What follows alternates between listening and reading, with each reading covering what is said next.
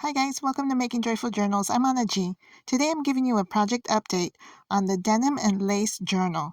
So here you're seeing the good, the bad, and the ugly, or in this case, the raw side of this front cover. So I'm going to be backing this with another piece of denim, but this is what it looks like in the beginning stages. And this is going to be the front cover. I used that stiff felt as kind of like the batting, and this is a piece of lace curtain that I've cut up, and I'm going to use that to cover the front. I've got some more trim, and I even salvaged the pocket from the pair of jeans that I had cut up. So I'm going to use that pocket there on the front. Now that pocket is the real denim. It's like the denim jean material, like the heavy duty. And so I'm not sure how it's going to handle the sewing machine. But these other pieces of denim, see that piece of denim right there? I frayed it a little bit, so now it has like a white fringe. I like the way that looks. And it's a thinner weight of fabric. So I'm not worried so much about my sewing machine with the thinner pieces of denim, but it's the actual jean, the blue jean material that I'm kind of worried about. I mean, I don't want my machine to get broke just in the making of this journal. So some areas I'm just going to have to glue. So um, here's some more trim. I'm just doing a lot of auditioning to see how things look. I'm not sure if I'm going to put it there or not. Maybe. We'll see. So this is just my brainstorming session. And then on the back, I was thinking of quilting and putting another piece of lace curtain. And there it is. Okay, so I added that top piece there, and I did not sew it all the way down or glue it all the way down because I'm going to add some more stuff there at the top. And then that's still open at the bottom, but that's okay because this is just the front cover, and I'm going to be sewing the back part to the front part so that you don't see any of that raw part in the middle or on the back side. I know that doesn't make a lot of sense, but you'll see in a little bit what happens. So this is the front part. Here is the pocket. I kind of zhuzhed it up a little bit. I put some buttons. I used gold thread there just as a little accent on the buttons. And then, of course, I found a gold button so I could put that in the middle. So it's kind of like my fantasy flower right there. We never see that in real life, but, in art, everything kind of fits in. So let's go ahead and see what it looks like here. This is the heavy denim that I'm going to be putting on there. And see this, I sewed it all down. Now see, I messed up right there, and on the other corner I messed up. I'm going to actually cut those out, those areas that kind of got stuck while I was sewing. And so you won't see those bumps on this piece here. This piece of denim is like real thick denim, but it is a really old pair of jeans that have been washed so many times that it has like a velvety, plushy feel to it. I fell in love with this piece when I cut it out and put it on here the first time. Now that little seam right there, I had to cut that part off because, on blue jean material, they really put a lot of like French, I forget what they call it. It's almost like French seams. So yeah, I had to cut that off. Otherwise, it's not going to fit, and my sewing machine is not going to be able to handle it. So this is what it's going to look like on the back side, and it's just so soft. It's so supple. It just feels really, really good to the touch. And so I'm going to sew that down, and I'm going to use a zigzag stitch because I feel that a zigzag stitch looks better on the front and the back when you sew. Now this piece right here, I'm going to have to glue because that pocket is so thick. There's so many layers just on the edge of that pocket that I know that my machine would not like that. So I'm going to just glue that pocket on there. So we're going to take a look and see how it came out. And here it is. So I've got the pocket glued on there on the front. I sewed, and you're seeing my um, little piece of ephemera. It's not even ephemera. It's kind of like, I don't know what you want to call it, embellishment. And I used a safety pin that had no coil. So I could get lots of pins. I could get lots of little bells and beads to fit on both sides of that safety pin.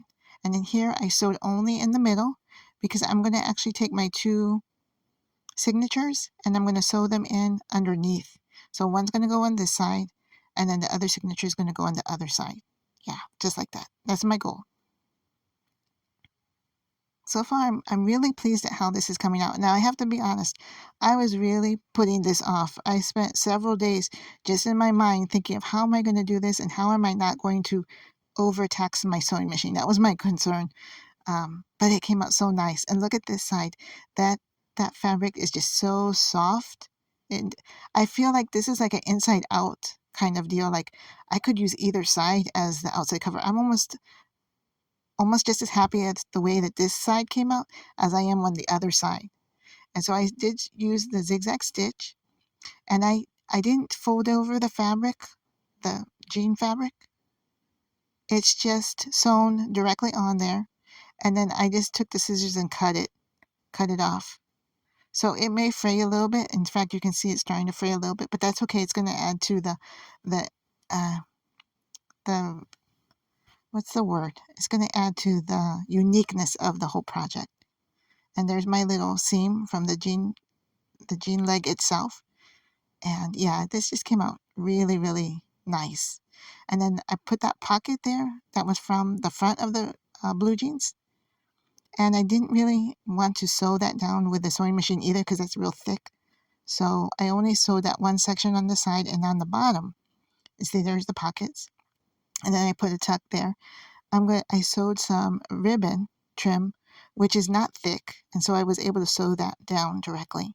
And then here's my writing board. It's from a paper napkin that I got at Dollar Tree, and it was 2 pieces of cardboard back to back, so this is nice and sturdy. And I just put some metal corners on it just to give it some heft. So yeah, and you can see it down there at the bottom with the mesh of the ribbon. I really like how this is turning out. And then I have this, was just a plain index card, and I sewed a piece of, this is more like a midnight blue color of fabric. It was from an old blouse. Yeah, this is coming out really, really nice. I'm really pleased at the way that this is looking. What do you guys think? I know it was like a lot of like delay in me just getting it started, but it's on its way now. And so this is about 2.5 inches in width. And because of the width of it, and I know that how much I like to put stuff in my pages now, the more journals that I've made, I've learned about myself that I tend to overstuff them. So I'm only going to put 2 signatures. So here's the first signature, and here's the second signature. And they are all different kinds of papers. I try to find a whole mixture of different types of papers. And in fact, I had some pattern paper right there, and I just sewed like 3 or 4 pieces together to make a page. It has a nice crinkly feel to it.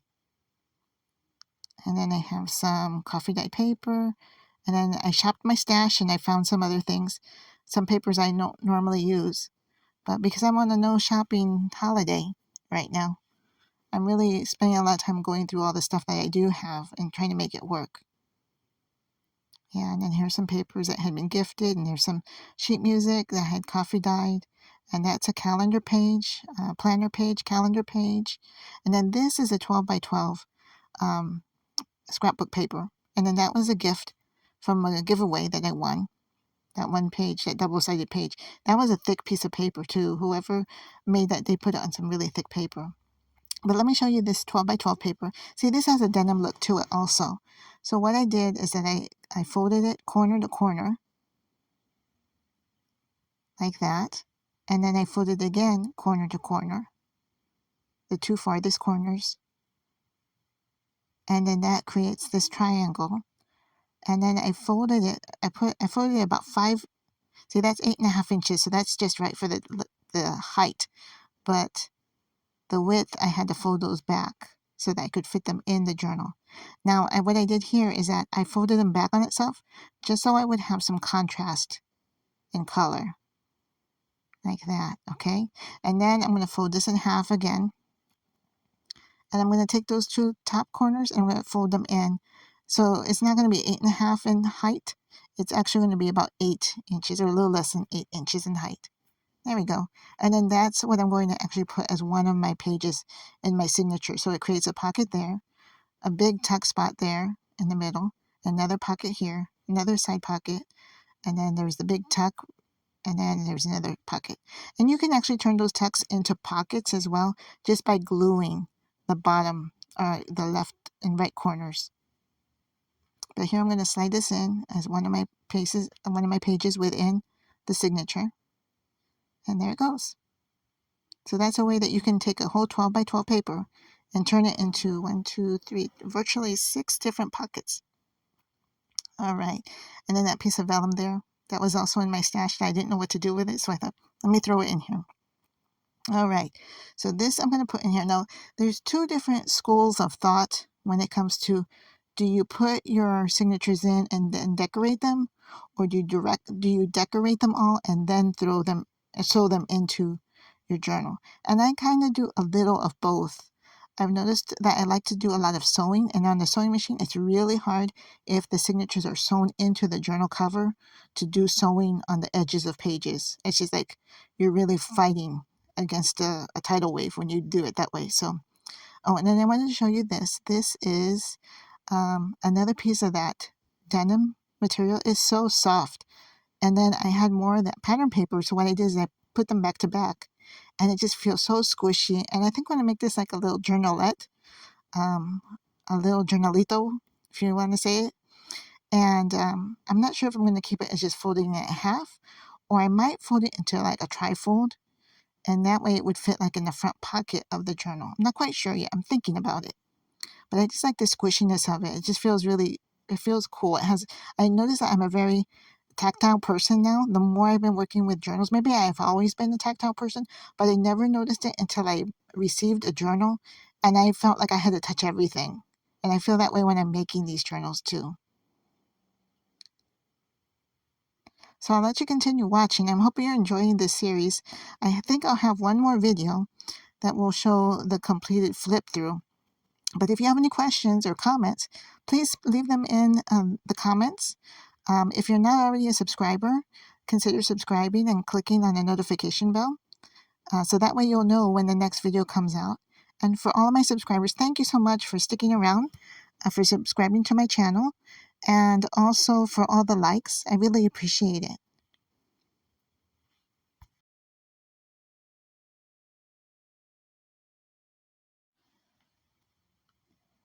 So I'm going to go ahead and see where I'm going to stick that little journal. It might just be a separate item. I don't know yet. It's just that I had the extra piece of denim, and when you think of something and you kind of go off on a tangent, that's where that journal came from. That was born out of the idea that I had extra material and I needed to do something with it. And then this one, like I said, that was from a blouse, and I still have a lot of it. See how that part doesn't look as dark? It doesn't look as midnight dark blue as the blouse itself. And I think it might be because I put it on white index paper. I'm not sure. But see how it has these little pieces of trim ruffle? I'm actually going to cut some of these up and make them into tabs. And see, if I had sewn the signatures directly into the cover and then tried to do and sew these in, I would be fighting with the sewing machine and with the cover and with the pages. So that's why I'm going to do some of this stuff first before I actually sew the signatures in. Now, if you'd like to see how the signatures are going to get sewn in, leave a comment below and I'll try to see if I can do that. I'm not confident in doing that on camera, but if someone leaves a comment to do it, I will try. So let me know.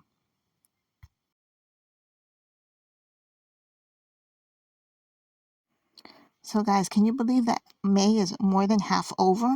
I cannot believe how fast this month is going by. I mean, there's a lot of birthdays in my family, so we have birthdays, and of course we have Mother's Day, so it's like every week something is happening, and so I think that's part of the reason that the month seems to be flying by. But I noticed that the good thing about the month flying by is that so far so good. I have not actually purchased any craft items at all. I've been shopping my stash. So yay for that. And I'm hoping, I've got a long way to go because I have to go all the way until the end of July. And someone had asked me, it's like, but it's your birthday month, and usually in your birthday month, you go all out and buy all kinds of stuff. And I'm thinking, yeah, I usually do, but I'm going to try this year to make it a no shopping holiday, at least for craft items. I mean, I gotta buy food, I've gotta buy, necessities, but craft items, I'm gonna shop my stash.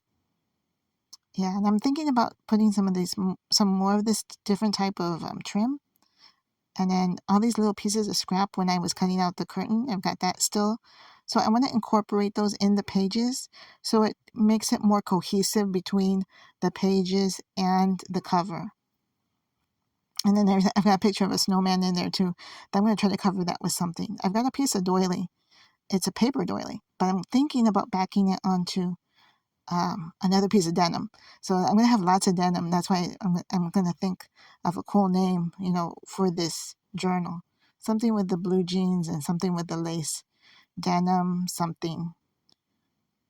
Yeah, and I'm still thinking about that. But see how I'm trying to shove that in there? I'm not sure if that's going to work out, but I still like the touch and feel of it. So thanks again so much for watching. Until I see you next time, take care. God bless. See you soon.